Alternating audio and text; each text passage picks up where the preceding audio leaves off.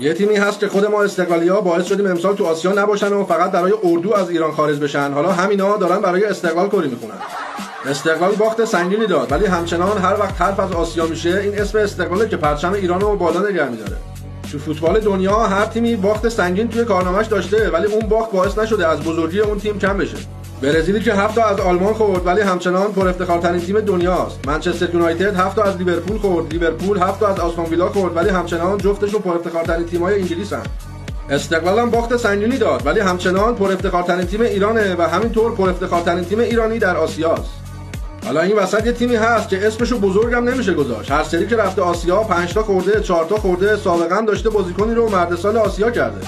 امسال هم باید شخمای ما رو ماچ کنن که نذاشتیم بیان آسیا، وگرنه که طبق معمول عروس عربا بودن. ما همچنان خیلی از بازیامون تو مراحل گروهی باقی مونده. شما لنجی‌ها هم بهتره تمرکزتون رو بذارید برای بازی با چادرملو، چون نه افتخار آسیایی دارید که راجبش حرف بزنید، نه تو آسیا نتایج جالبی به دست آوردید که راجبش نظر بدید.